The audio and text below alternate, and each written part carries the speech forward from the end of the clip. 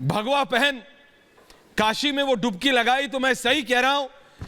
अलग अलग पार्टी के नेताओं से बात करी, वो चाहे बोल ना रहे हो मीडिया से, लेकिन सबको बस यही लग रहा है कि उस प्रधानमंत्री की डुबकी से उनका या फिर उनकी राजनीति ना डूब जाए। सुधांशु त्रिवेदी और श्याम सिंह। देखिए, प्रधानमंत्री जी ने जब आवाज आ रही है? जी आ रही है, बिल्कुल बोलिए। हाँ, ऐश्वर्य जी, प्रधानमंत्री जी ने जब मां गंगा में स्नान करने के बाद काशी विश्वनाथ में जाकर उसका उद्घाटन किया और श्रद्धा से अपना सर झुकाया, तो आपको पता है क्या होता है? जिस क्षण आप काशी विश्वनाथ में जाकर श्रद्धा से अपना सर झुकाते हैं तो आपके श्रद्धा के बिंदु उत्तर में अमरनाथ, दक्षिण में रामेश्वरम, पूर्व में सोमनाथ, पश्चिम में सोमनाथ और पूर्व में मल्लिकार्जुन से ही नहीं जुड़ते, वो काठमांडू के पशुपतिनाथ से भी जुड़ जाते हैं और पाकिस्तान के कटास राज से भी जुड़ जाते हैं। राजनीतिक दृष्टि से कोई हिस्सा कहीं भी हो देश का, पूरी देश की अखंड चेतना के साथ आप एकाकार हो जाते हैं। हमारी सोच ये है, ये चुनाव, 5 साल की सरकार, राजनीति, ये सब तो बहुत क्षुद्र विषय हैं। हम तो उस विराट चीज की बात करते हैं। और ऐश्वर्य जी सिर्फ वहीं तक नहीं जुड़ते हैं जी। सन लेबोरेटरी, जिसने 21वीं सदी की सबसे बड़ी अभी तक की खोज की है, गॉड पार्टिकल, उस सन लेबोरेटरी की लॉबी में जाइए तो भगवान शंकर की तांडव करती हुई मूर्ति बनी हुई है, नटराज की मूर्ति। क्यों? वहां के साइंटिस्टों का यह कहना है, जिसमें कार्ल सेगन, जो दुनिया के सबसे बड़े कॉस्मोलॉजिस्ट, ने कहा कि the perpetual creation and destruction of the universe is like the cosmic dance of Shiva which matches with the Hindu thought.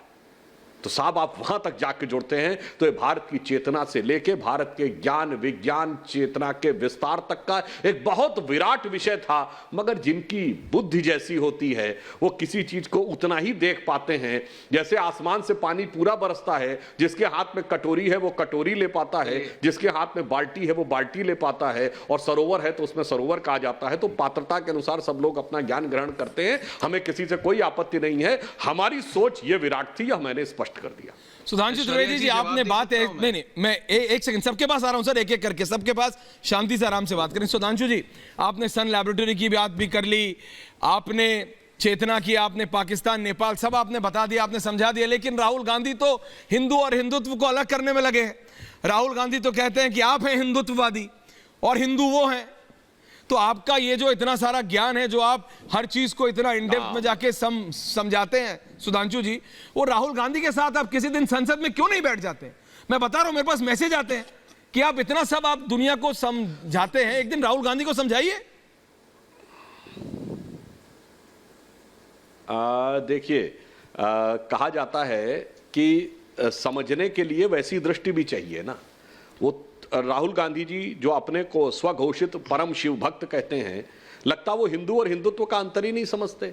मान्यवर, भगवान शिव का ही चरित्र देख लीजिए, भगवान शिव का स्वरूप देख लीजिए, हिंदू भी दिख जाएगा, हिंदुत्व भी दिख जाएगा। एक तरफ वो भोलेनाथ हैं, वो त्याग के इतने बड़े प्रतीक हैं, जितना विश्व वमन करिए उस विश्व को कंठ में धारण करके नीलकंठ बन के भी पूजे जाते हैं। परंतु यदि कोई औरंगजेब के समान आकर प्रलय मचाने का प्रयास करेगा तो वह तांडव भी दिखाते हैं। मैं यह एक पंक्ति कहना चाहूंगा जिसमें दोनों चीजें आ जाएंगी कि मैं मधु से अनभिज्ञ आज भी जीवन भर विषपान किया है, किया नहीं विध्वंस विश्व का आजीवन निर्माण किया है, पर प्रलयंकर हूं महाकाल बन पापों का अवसान किया है, और मुट्ठी भर अवशिष्ट भस्म पर आजीवन अभियान किया है। अब समझने दीजिए उनमें से क्या हिंदू है और क्या हिंदुत्व है, ये उनको समझने दीजिए। हमारे लिए बहुत स्पष्ट है, अगर जरूरत हो तो भोलेनाथ और जरूरत पड़े तो तांडव करने वाले नटराज। सांसद महोदय, मैं आपके पास आ रहा हूं, श्याम सिंह यादव जी।